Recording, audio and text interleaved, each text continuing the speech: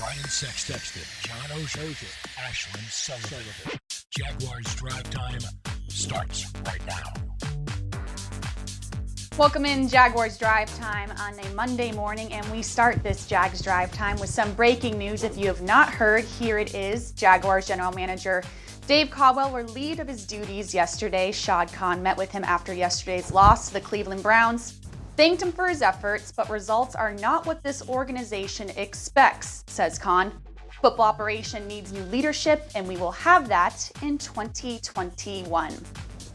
As we welcome in Brian Sexton and John Oehser, we're going to talk all about this and much more here on Jags Drive Time. But we start with this before we get into big things. And John, this is what it boils down to. We see the draft picks, some of them progressing the way you would like them to. But we've had this conversation for weeks, and basically the entire season is no matter the effort, no matter who the quarterback is, this team just isn't talented enough to go toe-to-toe with someone like the Cleveland Browns, who are in playoff contention, and sadly that points directly to the general manager.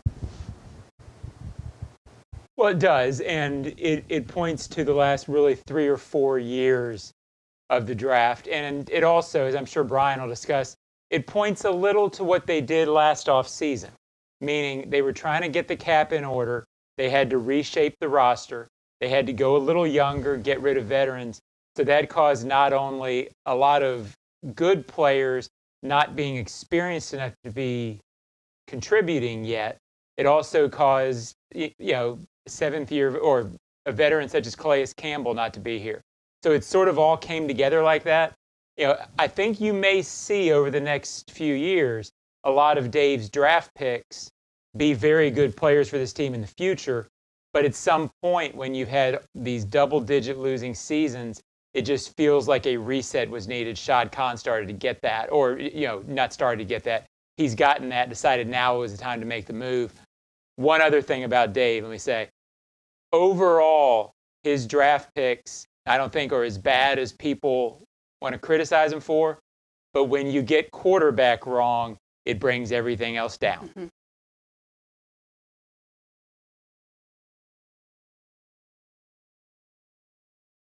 Right, Brian, and I'm sure you agree with that. That quarterback position is looming, and John's right.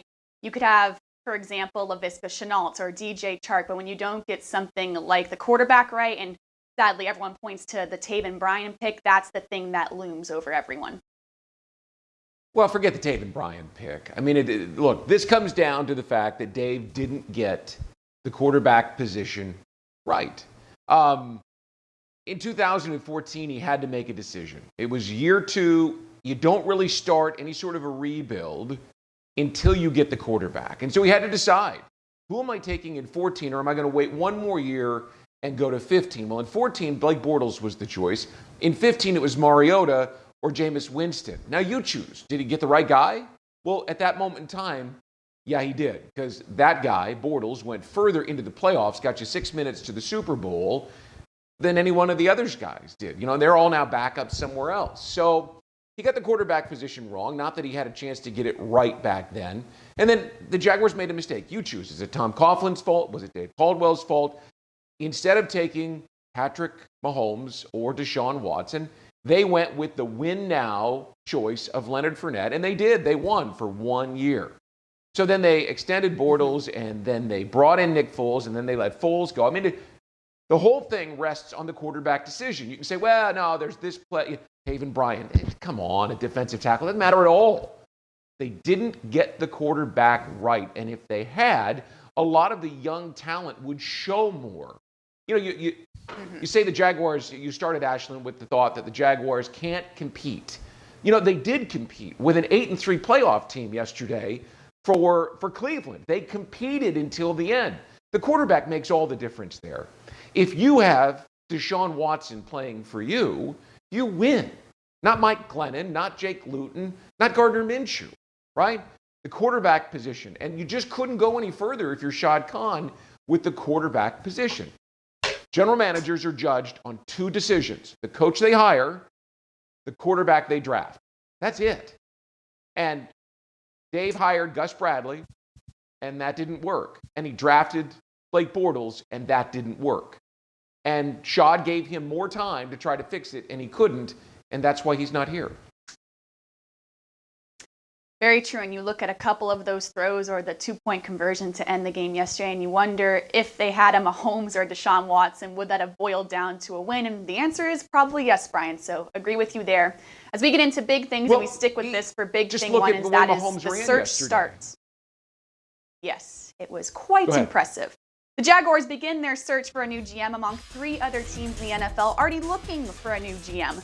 Doug Marrone and his coaching staff will stay in place for 2020 and be evaluated at the end of the season. So let's pull up this tweet from Albert Breer because I think it puts things into perspective. And Bucky Brooks was great about this on the post-game show yesterday. If you haven't listened, it's on the website to listen to him. But he notes how it's a pretty attractive job for a general manager looking for a job. You have a patient owner, likely a top 2 pick in a quarterback-rich year, multiple picks in 2021, and nice young pieces that are progressing like Laviska Shenault Jr. So as far as those openings go, there are 4 right now teams looking for a general manager. The Jaguars might be near the top as most attractive job in the NFL, so we'll talk much more about that. Big thing, too, we go back to yesterday's game against the Cleveland Browns, and that is Glennon Plus.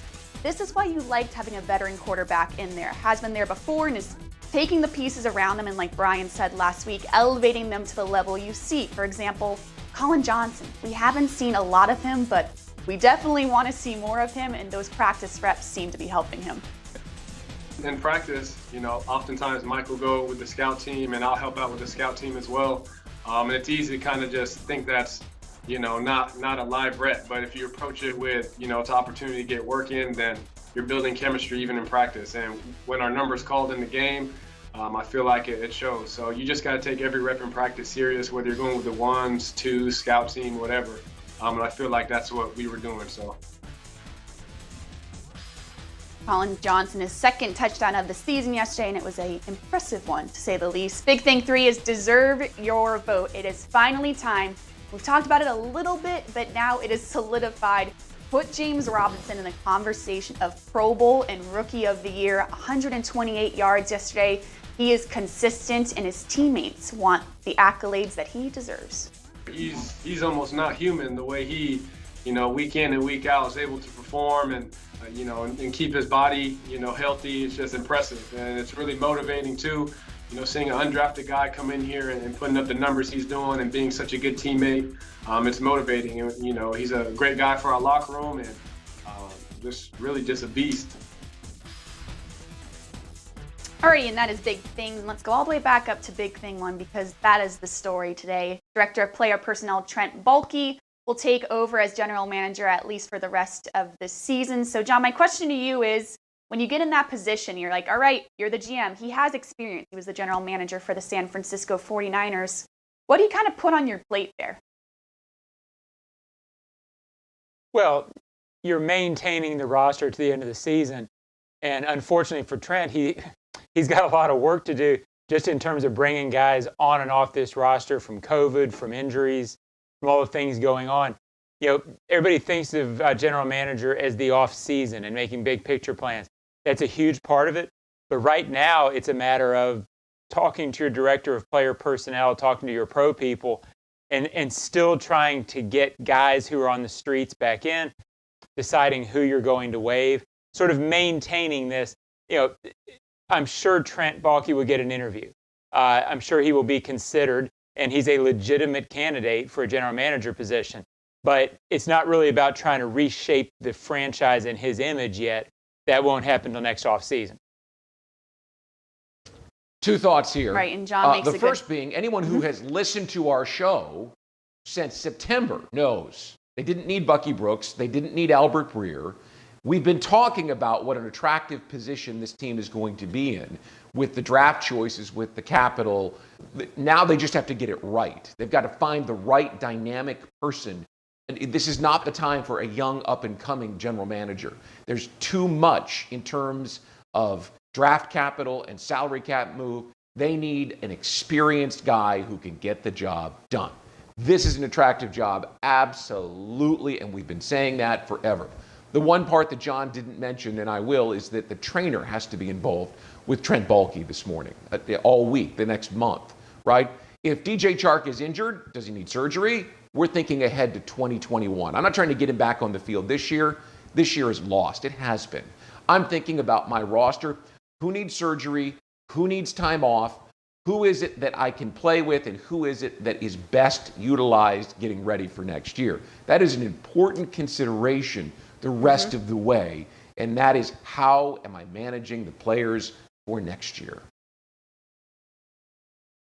Great point, Brian. And another prong to that is the general manager normally at times is putting those COVID protocols in place. So another conversation that has to be had with the trainer is we have new protocols basically every single week. So how is this team going to run that? Dave Caldwell, we've been told, has been very strict with those COVID protocols, and hopefully Trent Baalke is the same. So that is our general manager talk for the day. It's going to come back. We're going to talk about this the rest of the season and beyond. So let's get to yesterday's game with quarterback Mike Glennon.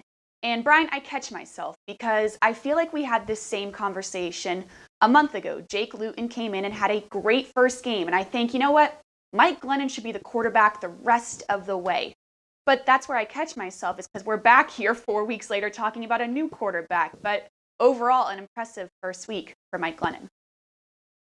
Yeah, I don't think it matters who the quarterback is the rest of the way. And I'll talk about this when we get to hot takes. But when you start talking about managing the roster, you have another injury with Devon Hamilton, a really good young player. And then the injury didn't look good. And Doug Marrone said it in his postgame yesterday. So, this is attrition at this point. And you're going to see more guys. Yesterday there was a point, John, where I'm looking at the field and I'm looking at the roster and I'm finding numbers and names and having to look where they went to school. That's COVID. That's 1 and 10, in December with the general manager who's getting fired. It's the whole thing. This whole thing, it doesn't matter who the quarterback is. Now, if I'm Doug Marrone and I'm focused on football, and he is, then I just stay with Glennon. Because as I said all last week, my resounding theme was give the young guys, Robinson, offensive linemen, receivers, give them a chance to go do their jobs. Right? With a quarterback with on-the-job training, that's iffy. With Glennon, he did that yesterday, and he was calm in the pocket, and he was willing to stand in there. The offensive line did a nice job giving him time to throw, and he was willing to stand in there and make those throws. So, if you're trying to win games in the football organization then Glennon is clearly the guy. But whether it's Glennon this week and Minshew again, it just doesn't matter. Right, and that's what's going to be interesting about this, John, is we kind of got the vibe last week from Doug Marrone when he was talking about Gardner Minshew. He said, I want a full week to give him game prep, give him the reps. So now I wonder, even though Mike Glennon had an impressive performance, Doug Marrone was somewhat hinting if Gardner Minshew's healthy, we might put him back in there. Yeah, but I do think that right now, Doug's idea is he wants to win a game. They've been working at it. And, I'm like Brian. At this point, go 1-15, get the quarterback. I get all that. And I'm watching that game yesterday, and you could, when they started driving late, I'm thinking, you know what? These players just are not going to care about that, and these coaches have to go after it. So that's always going to be the frame of mind that Doug Marrone's in. And I think the way Glennon played yesterday and the way that Minshew played overall for the first 7 games, I think you go with Glennon for another week and have Minshew as maybe the backup. That was Doug's thought, and then he was inactive. So I think he'll stick with Glennon this week. Who knows? Yes, it's going to be a storyline. And we've been a little long with big things, but this is a guy that we have to talk about and have to fit in there, and that is James Robinson. So consistent, definitely a positive every single week. And you always talk about Rookie of the Year. It normally goes to a quarterback. But, Brian, this guy needs to be in the conversation. Well, I give John credit. He was talking about this guy in training camp, and I didn't see it. Of course, they weren't hitting in training camp, but John saw something in him. And consistency is the word. You're talking about a guy who's averaged 100 yards of offense per game. What's he got? 1,170 total yards, 890 rushing, 4.9 per carry, 8 total touchdowns. Normal Illinois, didn't get invited to the combine. He's a guy who just kept pounding away. And every game, he just is so consistent. I'm amazed that the guy wasn't invited and didn't get drafted somewhere. he's tremendous and should get consideration.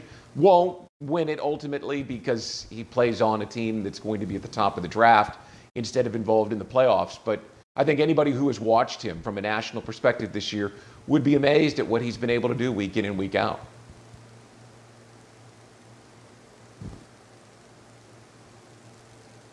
Right, John. And at the very least, I mean, you're talking Pro Bowl here. We get Rookie of the Year and the national spotlight that brings, but it's time to start thinking, let's vote this guy in. Yeah, you would think. I mean, and I do think his numbers, fantasy football sometimes helps running backs in this case because, I'm not a big fantasy football guy, but his numbers, he is acknowledged in that world, and that gets your profile up a little bit. So that may help him overcome the 1-in-10 Jaguars thing that will work against him because you're a 1-in-10, you're a 1-in-10 running back in a lot of people's eyes. Personally, I get that this is the conversation. I don't care if he makes the Pro Bowl. I don't care if he's offensive Rookie of the Year. To me, what's really good for this franchise, he's not a fluke.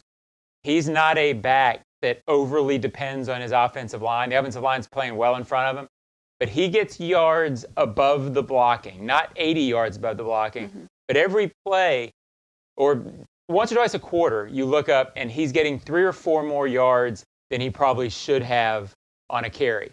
You can't fluke that. This kid's good, and he's going to be good for this franchise for a while. Yes, an absolute great find, to say the least. So those are our big things, all kinds of news this morning. But when we come back, some highlights from yesterday's game against the Cleveland Browns coming up on Jags Drive Time.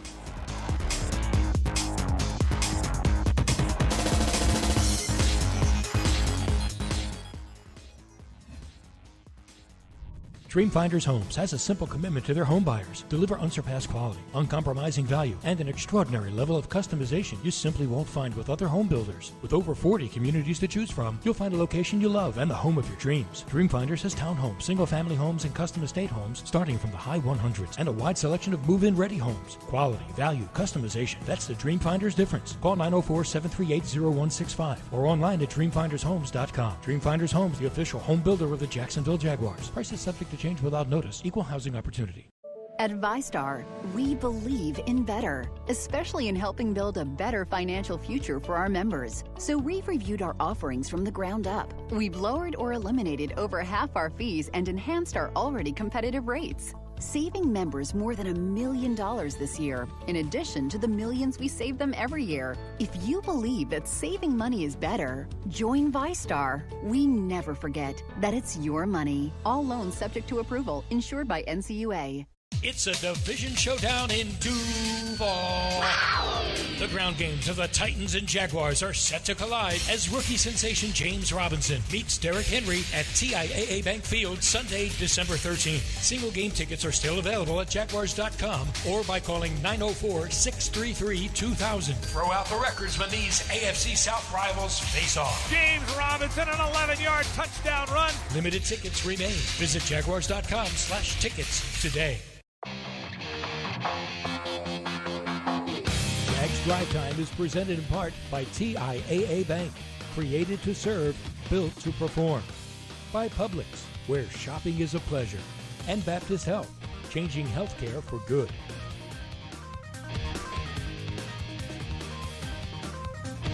Yeah, it's always been my philosophy that if there's a penalty on a play and it goes to the 1, then I'm always going to go for 2 unless it's something where it's going to become a 2-score game. So we had a run-pass option, you know what I'm saying, for that play. And then they stacked the box and it was bringing pressure on the weak side. So, it would cost us to throw it and we didn't execute it. But it's always been my philosophy from, analytics, percentages, however you want to call it. Unless, obviously if the extra point puts you up by 2 scores, then you're not going to do that. Marone rethinks the decision and goes for 2. Obviously, if this 2-point conversion is successful, it's not as big of a topic as it is this morning. That is the way those plays go, and we'll talk about that more after these highlights. But first, Fair and Fair reminds you to continue to wear a mask. Help prevent the spread of COVID-19. Fair and Fair, protecting you and your family since 1979. Alrighty, here we go. Highlight from yesterday's game against the Cleveland Browns. And let's go to the first quarter. Jags up by a field goal. Jarvis Landry, we knew the playmaker he was. Luke Barku, a matchup versus Jarvis Landry, obviously is a bit of a mixed match. His performance in the passing game. Baker goes play action or throwing to run, and this is caught. That's Jarvis Landry. Landry with a lot of real estate. Averaging almost 12 yards per carry in the fourth quarter. Mayfield a fake, throwing to the end zone. It is caught for the touchdown. Jarvis Landry. Credit to Luke Barku, who played hard in the position he was in. Here we go, second quarter. Jags down 10-6. Mike Glennon, elevate the guys around you and give them a chance. Here is a great example of that. As I said earlier, one of the great tackle breakers in college football last year. Glennon again, play action, faking to Robinson, beautifully thrown pass. Johnson lunges, touchdown. Incredible effort by Johnson on the catch and run, 46 yards. Beautiful throw, beautiful catch, Colin's second touchdown of the year, and that is a guy we all want to see more of. Halftime at 17-13 Browns. Give the offense extra possessions and you give yourself a chance to win with those turnovers. So here you go, offense. Here's your chance. Mayfield play action to begin the third quarter. Will throw across. Football comes loose. Bryant with the catch and then the fumble. Jacksonville takes it. But right now, Jacksonville more physical. Glennon to the end zone. It is caught for the touchdown. Glennon in a very tight space, taking a shot. Had the fake on the field goal and a penalty.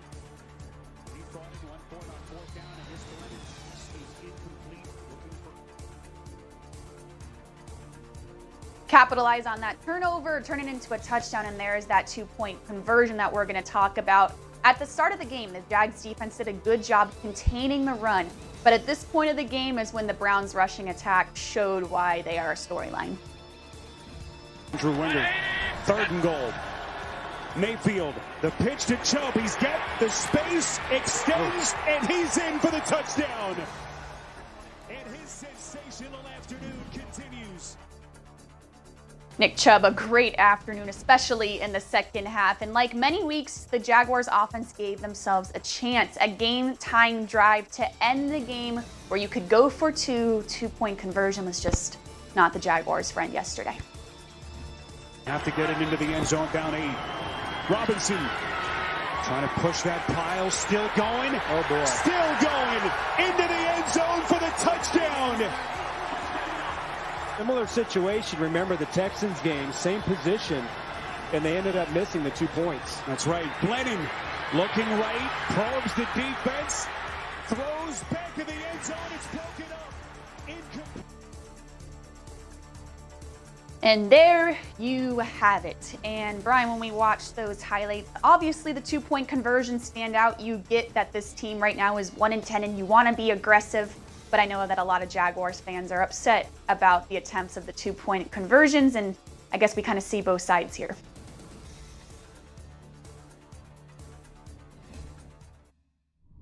I sit in the north end zone up there on that set for home games, and he wasn't with me when the moment came for the 2-point conversion try, when Doug took the point off the board and went for it. But he came sprinting over. Did they just do that? He asked. And I said, they did. And he shook his head and he said, never chase points. And he's right. You're at this point of the season where you're hanging in there. You've got the veteran quarterback, and every point is going to be precious. And by going for 2 in the third quarter, you ensured that you would have to go for 2 twice. And that's not been a high percentage play for this team this year, as we know. Just look back at the Texans game. So I didn't agree with it. I mean, I'm not all for this team winning games and ruining draft position right now anyway. So I could care either way. But if that was a moment for a playoff opportunity to stay in the playoff chase, if this team had won 5 or 6 games this year, boy, I'd really hate that decision. But, it's football philosophy at this point, early December and out of it.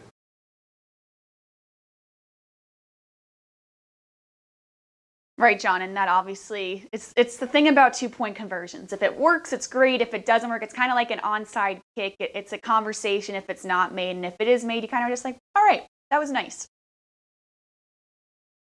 Well, I'm an old school guy on this, so intrinsically, I agree with Brian. I always just kick until you get to the end and know your situation better, I always just say, just kick it. But analytics and the moving back of the extra point a few years back has changed, the extra point kick has changed how some coaches look at this thing. They think, okay, if you get to the 1 yard line, which Doug said, whenever he gets a penalty and has a choice between going for it from the 1 compared to the 2, he always goes for it from the 1 because your percentages go up. You know, again, I'm sort of with Brian. When he made this decision, remember, he made this decision at 1-9 with an injured defense, figuring we're going to need all the points we can get. Mm-hmm. He was aggressive and went for it. I don't know that he makes the same decision if this is a playoff game, but he made it, and I'm with Brian. I guess I just can't get too passionate about the details of it when I know it's 1-10. Right, it would be a completely different story. Just real quick, it bears mentioning Kevin Stefanski for the Browns. What was he doing? On 4th down at the 21-yard line, up by 8 points. Why go for it? Kick the field goal, make it an 11-point game, right? Secure the win right there. That was it was a worse decision as far as I'm concerned. But yeah, that made no sense whatsoever. There were questionable calls from both sidelines yesterday, but the Browns won, to your point, Ashlyn. The Browns won, so no one's talking about that. But had the Browns lost, Kevin Stefanski would be getting skewered for that decision this morning. Yeah, that was a head scratcher, to say the least. All right, those are highlights from yesterday's loss to the Cleveland Browns. When we come back, some Bernie Woodfire Grill hot take here on Jags Drive Time.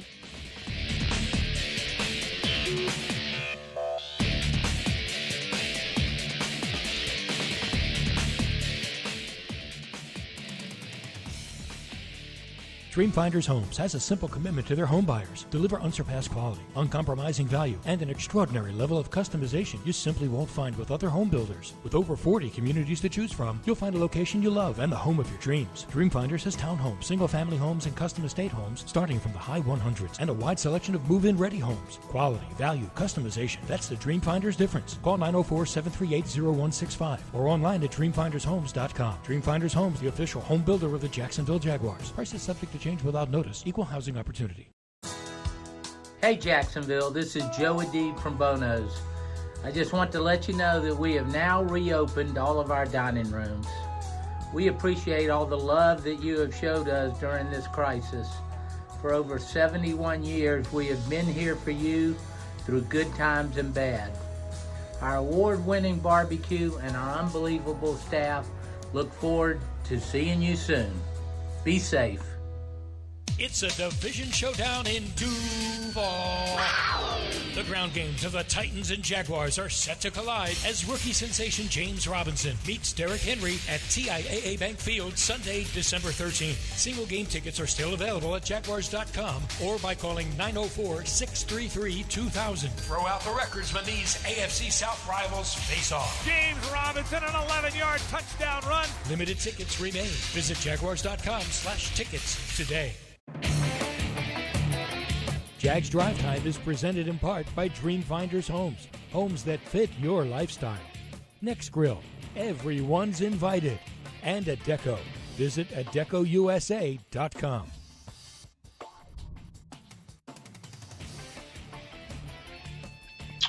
I wouldn't say it was necessarily different. Pretty much the same calls. Kind of Walsh just wasn't on the sideline with it. I know my safety coach was calling the plays from the box, but there was no difference really. We really just got to go out there and execute as a defense. Was this probably the most bizarre week of practice for you guys on defense, just not having any of the defensive coaches there? Yeah, it was a week like none other. We hadn't had a real opportunity to be kind of like with our coaches, and they had themselves have an opportunity to be hands-on with coaching us. Everything was really strictly virtual. Coaches didn't get it until Saturday, and Walsh is still out, so it was definitely a different week. Jaguars without their defensive staff and without Todd Wash on the sidelines, but overall defense handled that adversity pretty well, and we'll get an update on where the coaching staff stands when Doug Marrone meets the media this afternoon. But first, the Jaguars have introduced Jags at Home, an interactive second screen experience on Jags Game Day featuring myself and Eric Dunn. Each Sunday you'll have the chance to win $10,000 in cash and prizes. Visit jagsathome.com for more information. Back on Jaguars Drive Time, Monday morning means we go to Bernie Woodfire Grill Hot Take, and Brian Sexton has one that has definitely been talked about. Not exactly the most popular topic, but it's a discussion that needs to be had. Yeah, the Jaguars have only gone 0 for December once in their history in 2012 when Mike Mularkey had his lone year here.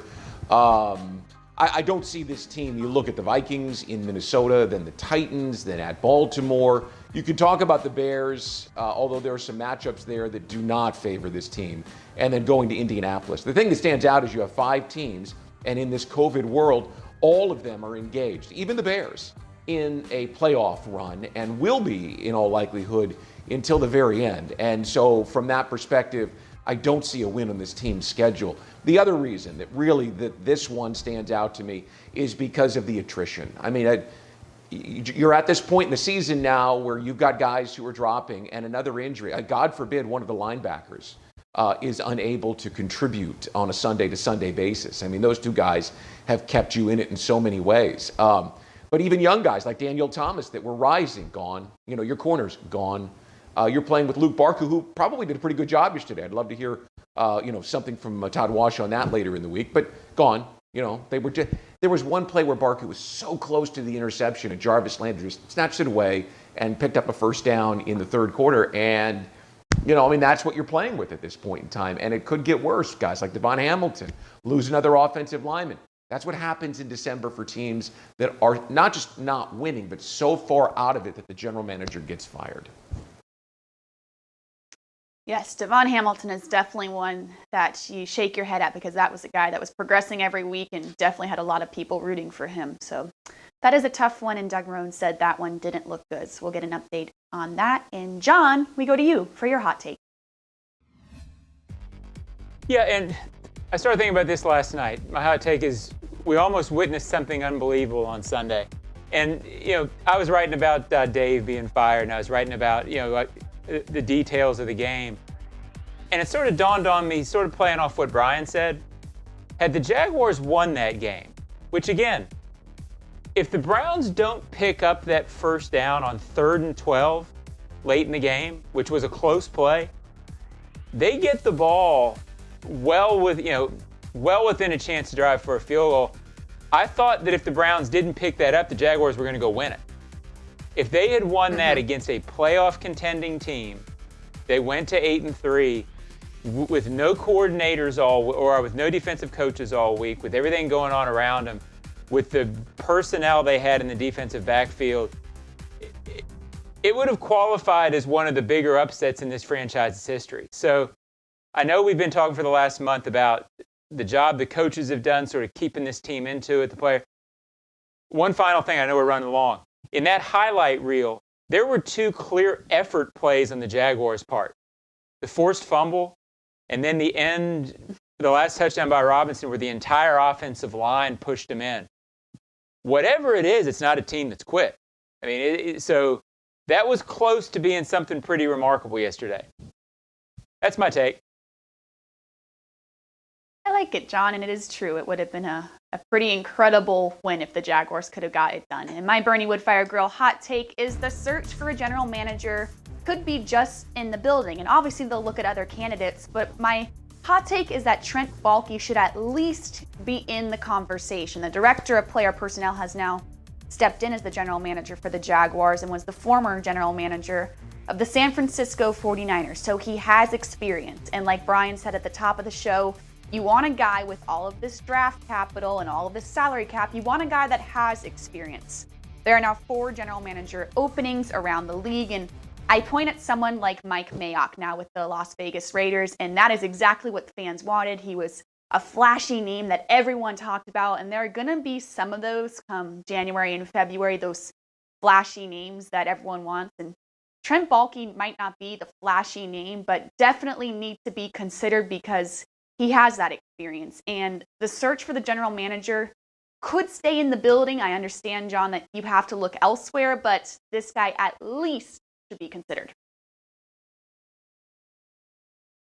Well, he has the resume for it. I mean, it's, I don't think it's absolutely a given.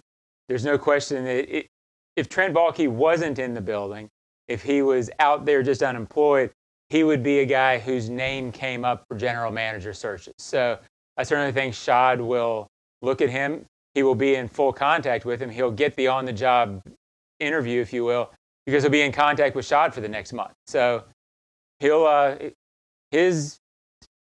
his name is in the hat, if you will, but I wouldn't consider him a front-running candidate because at this point there shouldn't be a front-running candidate.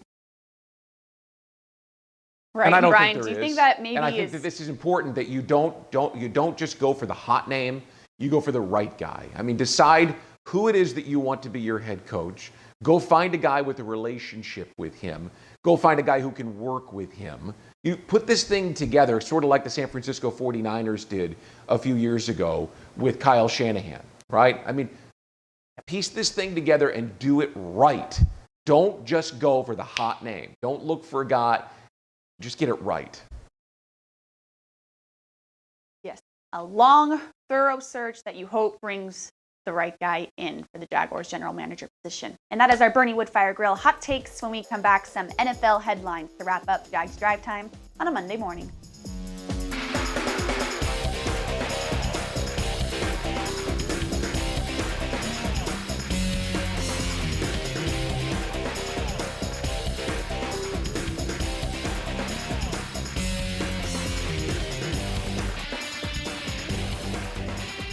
Dreamfinders Homes has a simple commitment to their home buyers. Deliver unsurpassed quality, uncompromising value, and an extraordinary level of customization you simply won't find with other home builders. With over 40 communities to choose from, you'll find a location you love and the home of your dreams. Dreamfinders has townhomes, single-family homes, and custom estate homes starting from the high 100s and a wide selection of move-in ready homes. Quality, value, customization. That's the Dreamfinders difference. Call 904-738-0165 or online at dreamfindershomes.com. Dreamfinders Homes, the official home builder of the Jacksonville Jaguars. Prices subject to change without notice. Equal housing opportunity.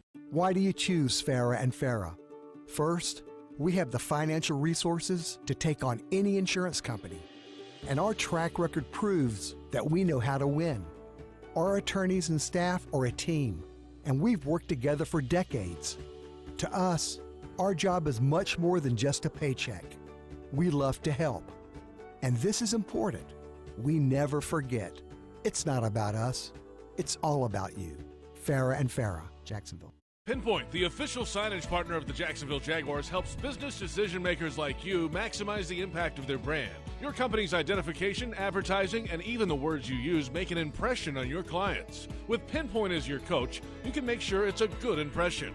Pinpoint provides the creative design and production services for anything you need to enhance your brand, from custom signage to complete marketing solutions. Step up your game with Pinpoint and create the ultimate brand experience for your clients. Visit experiencepinpoint.com.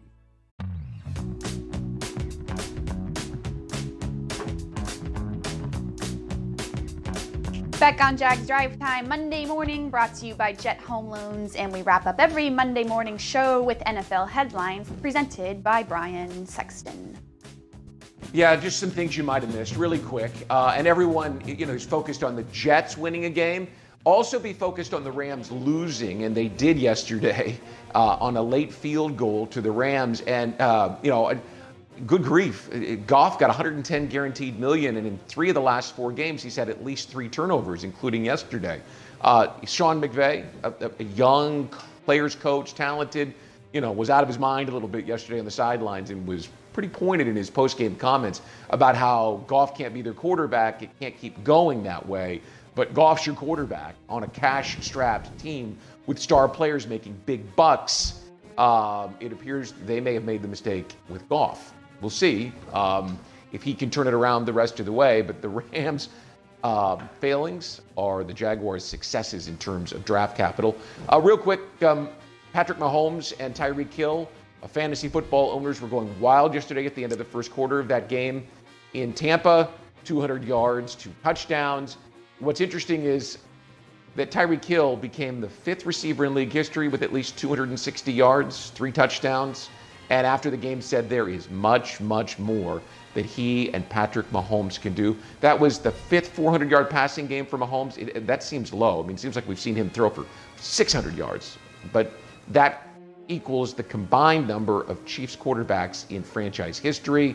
Scary to think that that team can get better than they are. And finally, Kyle Shanahan found out suddenly, at least that was his way of describing it, on the airplane ride down to LA on Saturday, that all of a sudden the Niners couldn't go home again. That Santa Clara County had essentially said no contact sports, not at the professional, collegiate, or high school level. And so not only are the Niners just dropping in this morning and apparently headed to Arizona where they will play the rest of the year and practice, because they can't practice in Santa Clara or play in Santa Clara. They have 3 home games remaining. Apparently the league had taken all this into account, understanding Santa Clara, San Jose, and the political leanings of that area of the country and how they might react to the COVID virus, and they've shut it down. And so the Niners are apparently going to play the rest of their home games in Arizona because there are no conflicts with the schedule. And those are some headlines you may have missed this Monday morning. That is some adversity. And just storylines of 2020, they keep on coming, and we'll stay tuned if this Baltimore Ravens game happens on Tuesday night. That's definitely something we'll be paying attention to. So stay tuned. Doug Marrone press conference this afternoon. We thank you for tuning in to Jags Drive Time Monday morning. We will be back Wednesday. Have a lovely start to the week.